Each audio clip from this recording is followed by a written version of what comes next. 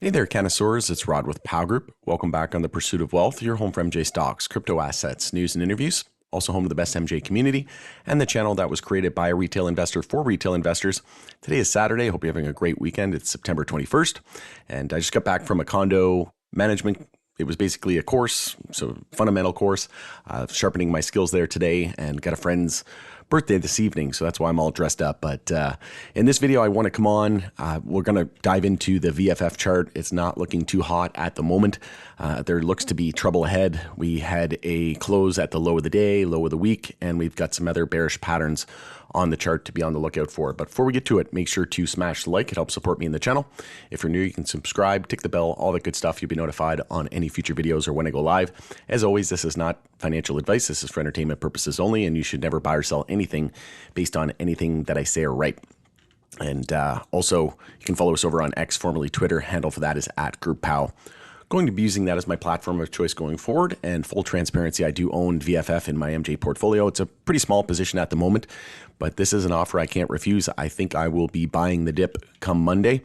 This is a great opportunity. Anything really under $1, I think, is a solid pickup here. VFF was one that was in a monthly uptrend. So on the longer term monthly time frame, it's actually not looking too bad. But on the weekly and the daily, we're back under $1, and that's spelling that's spelling some caution ahead, because for me, many people are worrying about, is it going to reverse split? And anything under $1, you're going to have that retail panic. And unfortunately, it is what it is. We were under $1 before, and we hit a low of about 55 cents. And many thought that we were probably going to see a reverse split as a result of that. And then we dropped back down with that lower wick there, back down to around 58 cents. And then we had a big move up to around $1.62. So it was a nice swing trade there of about 182%. But now from that high, we're now down another 48, almost 48%. We also just had a weekly EMA 12 and 26 bear cross. This is not looking good. We lost our support trend line. The next major support level is at 71 cents, and then nothing until about 58 cents. And then the 52-week low and the all-time low there, I think that's the all-time low. Just see here. Yeah, that is the all-time low at 52 cents. So seen better days for sure. Actually, sorry, 55 cents. And then if we go back here, it looks like the low was 54. So basically right around the all-time lows. Seen better days for sure, to quote Peter Griffin. But, unfortunately, it is what it is. We're just not seeing MJ popular at the moment. I do think that, in the next couple of weeks leading into the election, maybe a month or so before the election, 3 or 4 weeks, we should start to see some positive momentum ramp back up. We're starting to see risk on assets really start to gain momentum here ahead of the election. And usually September is not a great month. That's why they call it September. And then October is usually nicknamed Uptober. So we should start to see, like I said, these political campaigns really start to push MJ. But right now, there's a lot to be desired with this chart in terms of a bullish perspective. If you're a bear right now, you're just foaming at the mouth, because this thing is one of the weakest of the week. We have a weekly downtrend at the moment. You can see here with lower highs and lower lows. And then we had the weekly EMA 12 and 26 bear cross. We lost our support trend line. We closed at the low of the week. We have no support down to about 71 cents. We closed at the low of the day as well after a big red day there on Friday. So this is not what we want to see. Unfortunately, it's looking like we could potentially head back down to around 71 cents. I know people are going to ask me, and they have been asking me, do you think they're going to do a reverse split? I wouldn't say so, because they would get a warning. They could get an extension from there, and there's so many catalysts that are looming, but anything's possible at this point. I don't think it'd be the end of the world.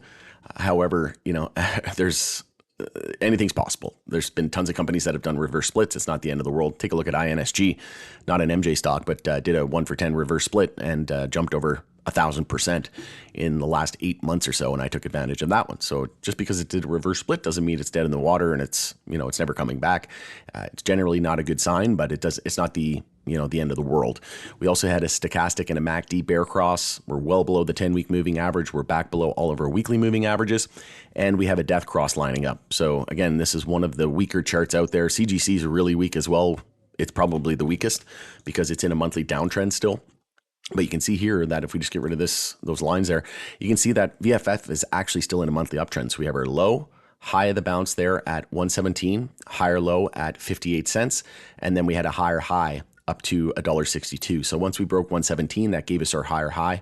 So low, high, higher low, and higher high. We're in a monthly uptrend. We're still in a monthly uptrend, technically, as long as 58 cents holds and as long as we don't form a lower high and a lower low, which would give us a downtrend.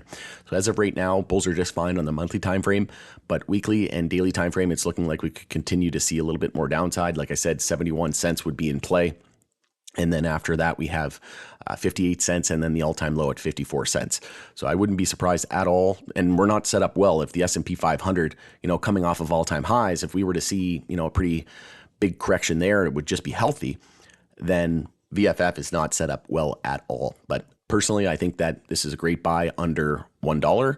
Sitting at 85 cents, I think this is a buy all day long. Again, I'm not telling you to buy, sell, or hold. I'll never give you financial advice. You need to make that decision on your own. But I've been holding off on some of these MJ names because I've been saying for the last few months that I thought that there was probably going to be one more leg down leading into the fall. And then I thought that, the end of the year leading into the elections and into 2025 is where we're really going to start to see momentum shift back to the bulls. But right now, I'm definitely looking to purchase here next week. So I'm probably going to pull the trigger on this one on Monday. We'll see where we open, but realistically, can't see us getting back above $1 at the open. But in order to avoid this reverse split, we need to get back above $1 ASAP. And if we're under $1, and the longer that we remain there, the more fear in the market and panic selling that we're going to see from people who think that there could be a potential reverse split. But again, just because they're under $1 and they get the warning, they still have 180 days, and then they could get another 180-day extension. So it's a long time before it could actually be enacted, right? A reverse split. So it's a possibility. I don't think it's the most likely scenario, though. And I'll definitely be looking to add to my position. If you haven't seen my MJ portfolio, I just posted a video. It was about a couple of weeks ago. My entire MJ portfolio with percentages. I give all of my holdings, and I've been holding off on some of these names like VFF. There's a few others that I'm looking to add to as well. More so the ones near the end of the list that are only, a couple percent or 1 to 5% of my portfolio. I'm looking to add some of those, but VFF definitely looking to add some of that. There's Cron, so Kronos, looking at a few other ones. I've been looking at TrueLeave just for a swing position leading into the Florida vote, but I do have AYR and MSOS. So I'm very happy with my MSOS position. I may look to add that one again as well, but I'll keep everybody posted whenever I do, and let me know your thoughts and opinions in the comment section below. Do you think we're going to see a reverse split on VFF? Personally, I don't think so. We're probably going to see some panic and some rhetoric around the fact that there could be one, but I don't think that's the most likely scenario. At the end of the day, the whole sector is, if you're just a VFF, enthusiast and an investor, you don't feel bad because it's the whole sector, right? We're getting absolutely demolished. It's very frustrating. Check out my video about investor fatigue. Don't drive yourself crazy. It is what it is. This is a lesson for the future. There's going to be more 70 and 80% corrections in this sector. And I also did a video on that. Will there be more 80+% corrections? You can check that out. But in my opinion, yes, there will be 80% corrections, 70% corrections again in the future after the next boom and bust cycle, next bull cycle, next bear cycle. So we have to be mindful of that. And next time, what can you do differently? Can you keep more cash on the sides? Can you diversify a little bit more, not just within MJ, but outside of MJ as well? So hopefully this video was helpful. If it was, make sure to smash the like, share the video with your network. It's Rod with Powell Group. Thanks again for joining us in the pursuit of wealth. Hope you have a great rest of your weekend, and we'll see you again on the next video.